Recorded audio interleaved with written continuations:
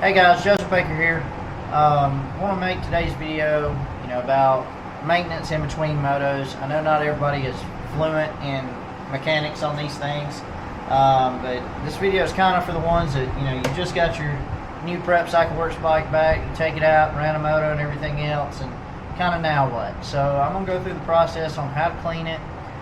Cleaning the car, change the spark plug, check the air filter, everything that we recommend in between motos. Try to show you in detail what to do. That way, if we're not available to help you, you can kind of reference this video and see what's going on. I know a lot of you already know how to do this, and that's awesome. But there are some people that just get into it. They haven't ever been involved in motocross or anything of that nature. So this video is kind of going to be geared more towards them. But either way, there might be something interesting. So be sure to watch it all the way through. But wrapped this one up a couple weeks ago, still waiting on pickup. But we're going to go outside, and I'm going to kind of show you how to wash one in depth, kind of how I do it, everything else. But then after that, we're going to break it in, and I'll kind of run through the service. Of course, it'll be a little different when you're at the track, but it'll be the same concept. So stay tuned. We'll be back outside. Like all set up. This one here came home with us from this weekend's past regional, so it's still dirty, which makes it a prime candidate to make this video. I got our basic pressure washer, just cheap electric. You don't have to have anything major for these little PWs. I mean, any more pressure than that, you'll start blowing graphics off, that kind of stuff. So first things first, a lot of people will just go over this thing just like it sits and call it done. And what you wind up with is there's a whole bunch of buildup under the seat and everything else. So when you go to work on it, it just makes it nasty. So the first thing I recommend to do is you've got these 2 bolts under the seat. And normally you've got a mud flap. This one doesn't have one. But either way, just take these 2 bolts loose. And then what I normally do is just put them right back in place for now. That way you don't lose them. And you can just thread them in by your fingers, no big thing. And then just set that back right there so it holds itself in place. Move my gun out of the way, and we'll start washing her down.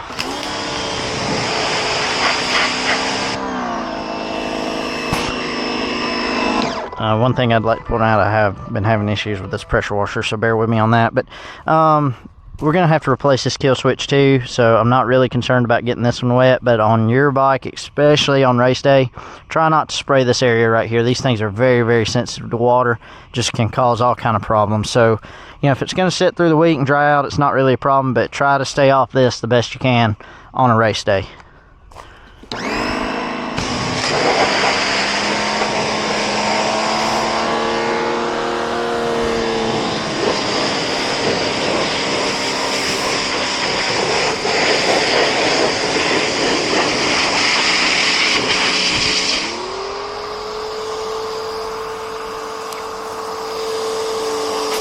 Told you I was having problems with my pressure washer. There we go.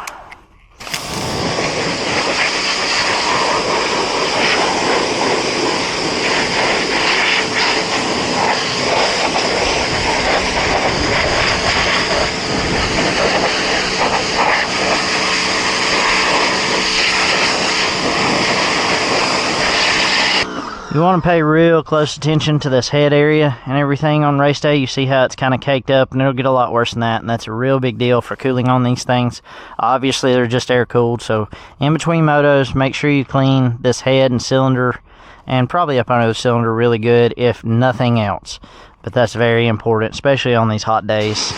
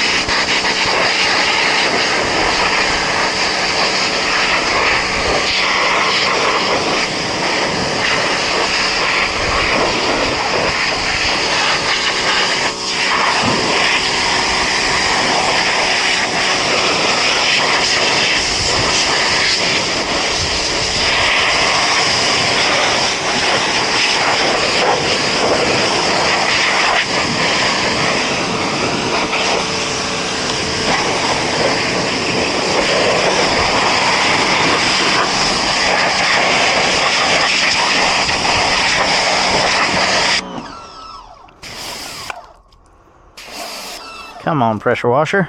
There we go. I'm gonna have to replace that thing before it's over with. Alright.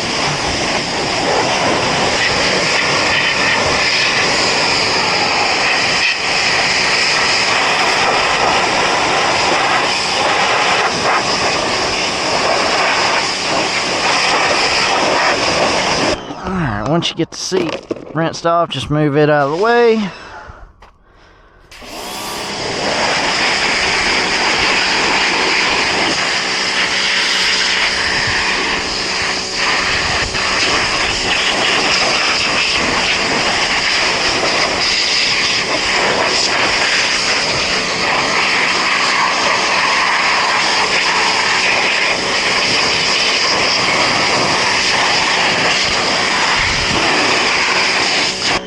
So right in this area here where my nozzle's pointed, that's a real common area for a bunch to get built up, so make sure you get good down in there.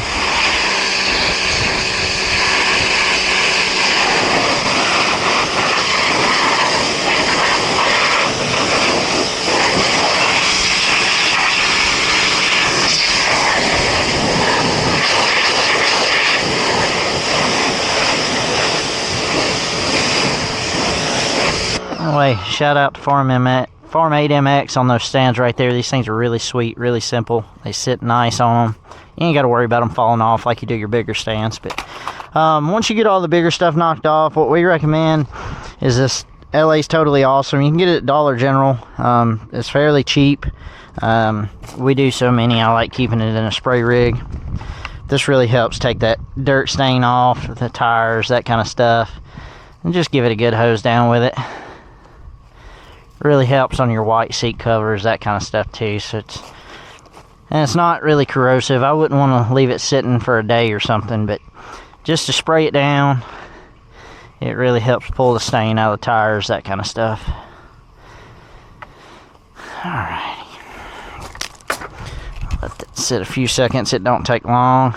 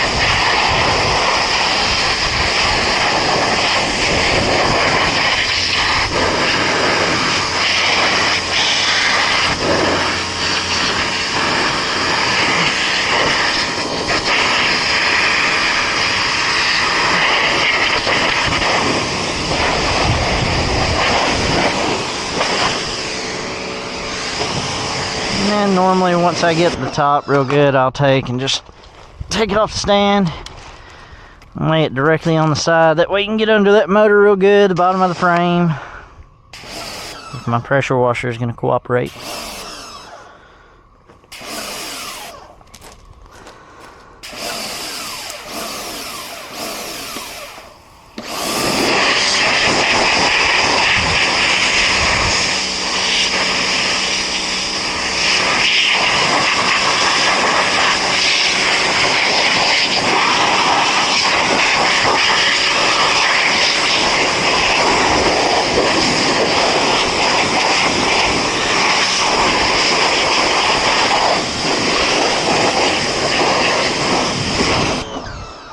Once you got that done, I'll set her back on stand and give her one final rinse, maybe.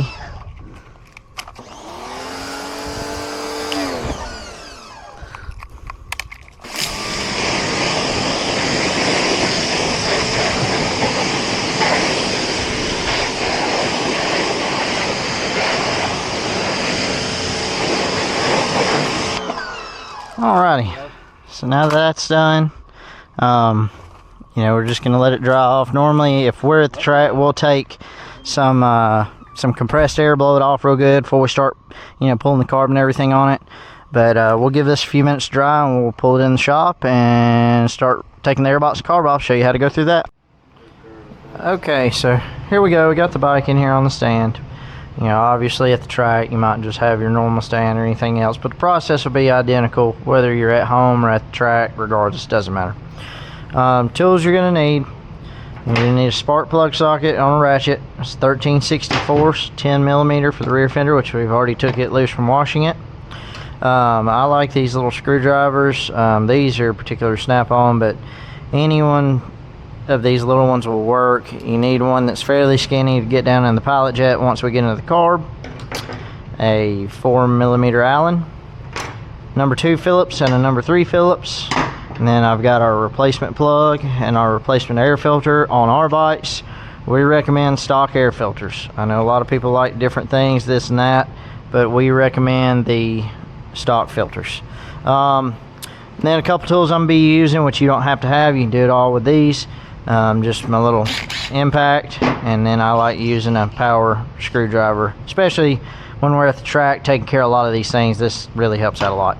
But anyways, we've already got the seat unbolted, so we'll go ahead and just snatch it off real quick, lay it down, and then obviously your airbox, carb, fuel line. We've got the fuel line clamped off, so we'll start by removing the airbox. The airbox is held on by one Phillips head screw. You see it right here. That's where your number 3 Phillips is going to be, if it's got the proper screw in it. So we'll just pull it out just like that, and I tend to lay out a towel whether I'm at the track or at home, just kind of keep up with all the parts and pieces. So we'll just put that there.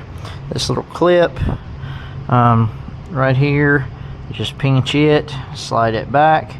And don't ever just try to pull the box here. Just take and flip that boot off from the front, and it'll push the box back. And push your kickstart down a little bit, and it'll slide right out the side. The reason you don't want to pull just on the box is because it'll pull this boot out and cause it not to seat very well. So let's go ahead and open it up. The screw holding the box together, it's also a number 3. Just loosen it up, and this has had like one moto on it since it was clean. So let's see what we got. Yeah, see how dirty it is, and obviously it's got a little moisture from washing it. That's why we do this every moto. I mean, that's nasty. So let's just go ahead and take care of this. We'll set this to the side and grab these pieces. Screw for the airbox. Let's run over here to the parts washer.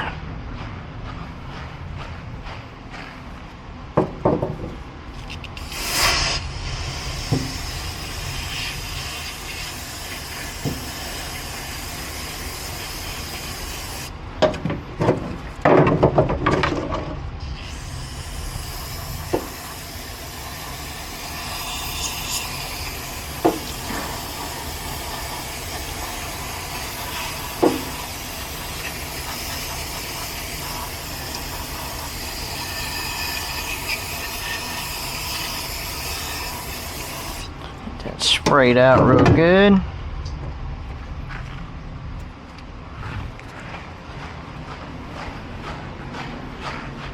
Oh,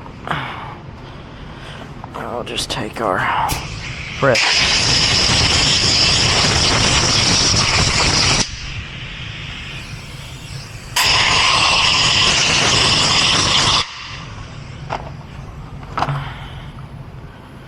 Dry that out real good. I normally give it a little wipe down, nothing major. Make sure your boot's still nice and seated in. You shouldn't be able to wobble it around too much. If this in here doesn't look like it's seated good, make sure you reseat that real good. And then when going back together, like I said, I like to use the factory filters. We're going to use a brand new one in this case. A lot of people, you know, you just wash, clean, and prep them for the next time. It's definitely easier to do that before you go to the track. That way you've got them ready to go. And just put this back in place. Make sure you're good and seated around the edges. And then I know some people, you know, like to put grease and whatever else around this edge. I don't really find it necessary as long as you're staying on top of the air filters and cleaning this like you should be. You know, if you want to buy yourself a little more time, you can do that, but I recommend just staying on top of it like you should be. Just snug that back down, make sure your box is all the way around good to go. And that's got that portion taken care of. So now on to the carb. You're gonna need your number 2 Phillips and your number 4 Allen. We've already got the fuel line clamped off, so we can go ahead and remove the fuel line. Let me tilt this down just a little bit more for you guys. There we go. Okay, so remove your fuel line, slide your oil line off, just loosen up your number 4 Allen just slightly. It doesn't have to come all the way out. And then once you do that, I like to turn this carb body to the side a little bit so I can get to this number 2 Phillips right on top of the carb. Get a good look at that, maybe. Yeah. Alright, so once you get that loose, just pull that little screw out of the top of the carb. And then the top of the carb will just lift straight out. And as you see, this one here, when I pulled it out, the choke came loose, so you need to check stuff like that too. Just once you get the top of the carb out of the way though, the carb will just slide back. And bear in mind that choke plunger is still down in here, so we don't lose that. But we'll come over here and just dump our fuel out. Like that.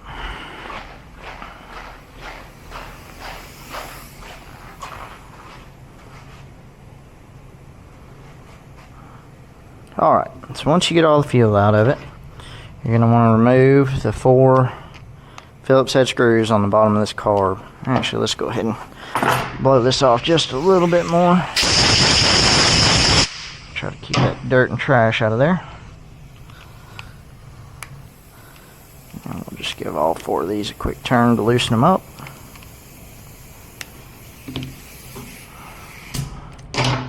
Shut that air off.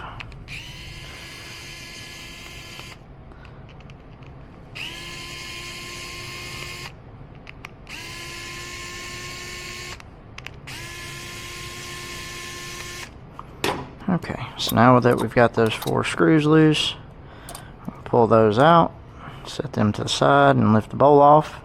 You can take a good look at the bowl initially, make sure there's nothing major that you see. This one looks okay, but we're still going to spray it out and everything. The way you get your float out is this pin right here comes out, and normally you can just kind of turn it to the side and tap it, and that pin will fall right out. And then you just lift straight up. Your fuel valve will come out with the float, and that's got a little horseshoe that it sits in. Set those to the side. Now on the carb itself, your big jet here is your main jet, and then in this little portion right here sits down in there your pilot jet. So we're just going to get the main jet out of the way, just give it a little turn. It should unscrew right out and set it down, and then you're going to take your small little flat blade, go down there, and you can feel it grab. It shouldn't be that tight. Just loosen. You can kind of start feeling it. You know you've passed the point, and then once you do that, it should just fall right out in your hand. If not, sometimes you got to give it a little tap, and it'll come right out. But once you get to this point, you know, I basically like to blow through with compressed air every orifice you can possibly find on this carb. Your main jet, pilot jet, you know, through your fuel inlet, back here in the mouth of the carb, these 2, and then there's one right in there too. Normally I'll flip it over, blow through your atomizer, and then through the choke circuit too. Let's get that choke plunger out of there. See, that fell right out. We'll put it back on in a minute, and so we'll go ahead and blow through there. Main, pilot, bottom side of choke circuit, fuel inlet,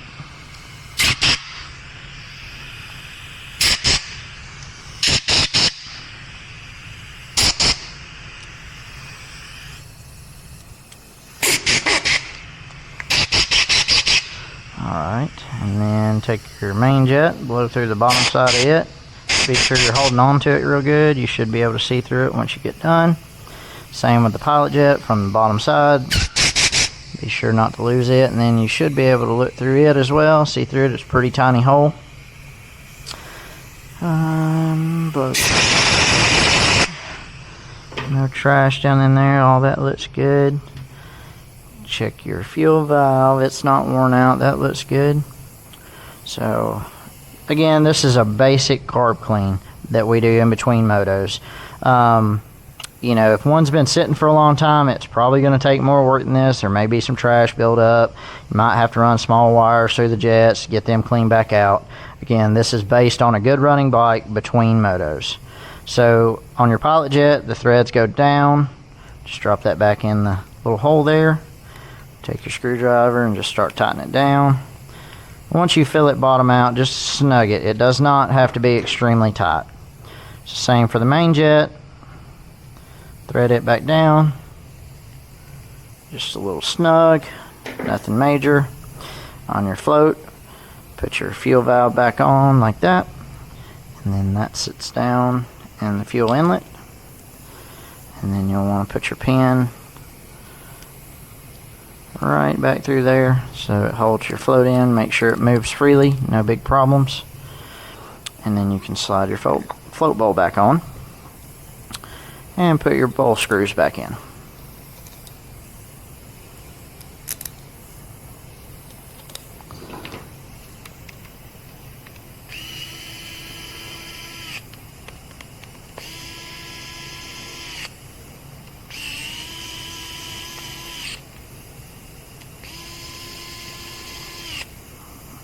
Snug them down real good. Again, they don't have to be extremely tight, just good and snug. Just like that. One thing also to mention on these cars while I'm here, they have this little white insert that slides up on the intake here.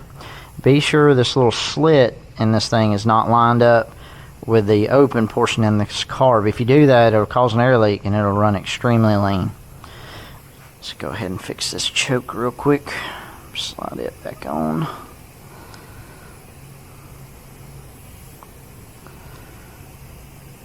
Like that. Okay. Now, when putting the top of your car back together, this slide has a cut in it that runs all the way from the bottom to the top of it. That lines up with a pin that's down inside this carb that's on what would be the right side of the carburetor if you were sitting on the bike. So opposite of your idle screw. That thing basically goes directly opposite of the idle screw. Just drop your choke down in the hole, and then you can start sliding your slide. Don't force it. It should slide just easy as it could be down in there.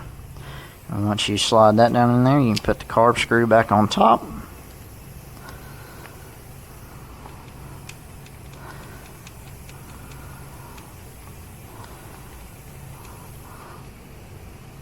Give it a little snug. Move your fuel lines, oil lines out of the way. And slide that carb body back on the neck. And normally I try to, give it a good push and then tighten it down. That way I know it's seated all the way up against the intake. Install your oil line, fuel line, and then the drain tube here. There's actually a place, I don't know if you can see it or not, but it's right here on the motor. It's got a little open spot that hose sits down in. It's a built-in holder for it. It just slides down in there right there. That way it's not getting into the rear tire, any of that nature. And then with your air box, put your kickstart down and it will slide directly into place. And it's got, here, before I do that, let me show you something. So this little nub right here lines up with that hole. So whenever you go to put it back in, take your time, be sure it's in the right place. Normally I'll line that little nub up first, get it in place, and then just kind of work it over the carb. You want to make sure that's seated real well. And put your clamp back on. And then put your housing bolt back in. That way it holds it in place. Alright, from there, We'll go ahead and replace the spark plug. It's pretty basic. Most everybody's done this by now, but regardless, I'll just loosen it up.